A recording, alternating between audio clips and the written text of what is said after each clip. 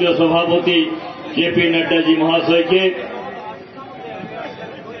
आज के जनसभा एखाने समाप्त। आमी माननीय जिला सभापति सुदाम पंडित महाशय के धन्यवाद ज्ञापনের জন্য অনুরোধ করছি। আমরা বলছিলেন কি ভাইপোর বাড়িতে এমনি এমনি লোক যে আমাদের অ্যানথেমটাও গান দিতে পারে না, আর কত পড়াশোনা হয়েছে ওটা আপনি আজকে দেখতে পাচ্ছেন।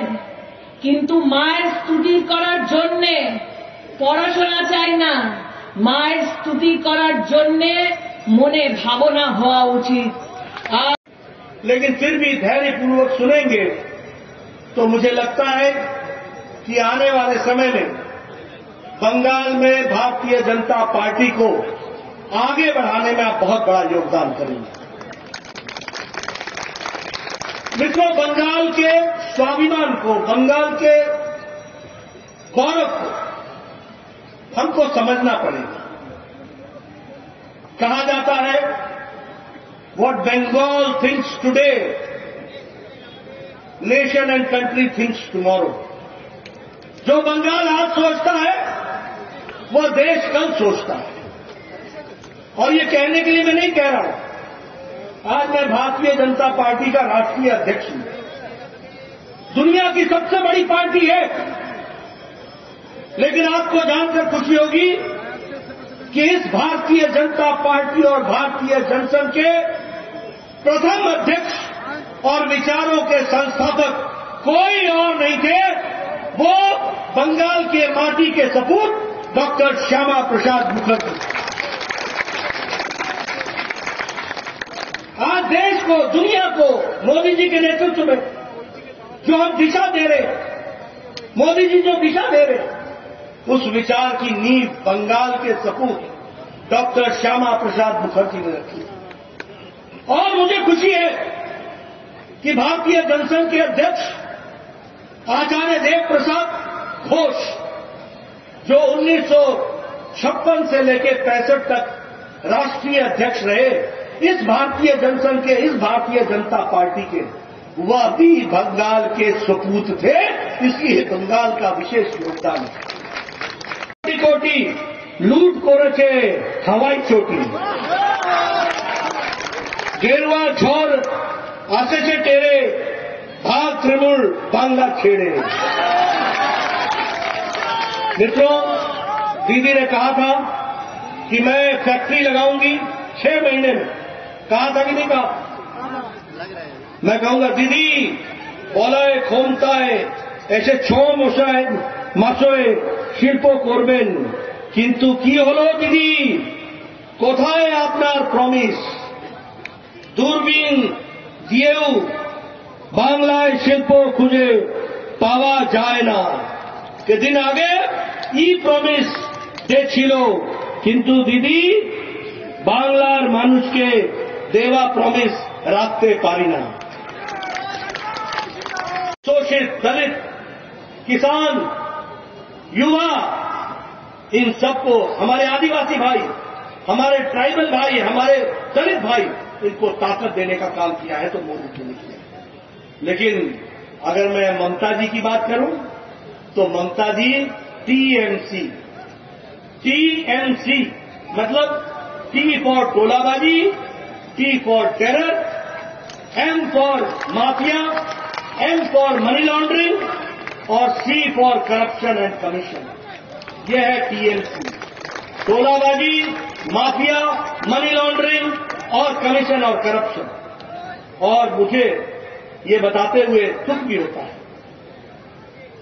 ममता जी बंगाल की, जिसे कहते हैं जहां दुर्गा विराज करती है, जहां दुर्गा वास करती है, जहां मां काली वास करती है, वहां दीदी प्राय बोले एगिए बांग्ला, दीदी ठीक बोले, अत्याचारे एगिए बांग्ला, অপশাসনে এগিয়ে বাংলা, খুনের রাজনীতিতে এগিয়ে বাংলা, দুর্নীতিতে এগিয়ে বাংলা। চলুন সবাই মিলকে সংকল্প নিই, বাংলায় তৃণমূলের অত্যাচার और नहीं, दुर्नीति और नहीं, हिंसा और नहीं, ए बार सुशासन, ए बार बीजेपी। कोयला चोर, कोयला पाचार, गोरू पाचार, कोयला पाचार, गोरू पाचार, कोषागार फाका, खुजे देखो चालीस चाले, लुकिए जानोतार टाका। लेकिन भारत माता की, भारत माता की, भारत माता की, जेपी नड्डा जिंदाबाद, जेपी नड्डा जिंदाबाद, जेपी नड्डा जिंदाबाद, Narendra Modi. East India company का हेडक्वार्टर होता है और आज मोदी जी के नेतृत्व में हम लोगों ने ब्रिटानिया को भी पछाड़ के हम आगे बढ़ चले। मुझे खुशी है कि आज भारत दवाई बनाने में दुनिया की फार्मेसी बन गया है और दुनिया को सबसे सस्ती और असरदार दवाई भारत दुनिया को दे रहा है, ये भी हमको समझना चाहिए। आज आप सब लोग बचपन में सुनते होंगे कि जापान कार बनाता था, गाड़ियां बनाता था और जापान कहते थे टोयोटा बनाता है, डैटसन बनाता है, जापान का मुकाबला कोई नहीं। लेकिन आपको मैं बताना चाहता हूं कि मोदी जी के नेतृत्व में ऑटोमोबाइल में गाड़ियां बनाने में भारत जापान को पछाड़कर तीसरे नंबर की ऑटोमोबाइल इंडस्ट्री बनी।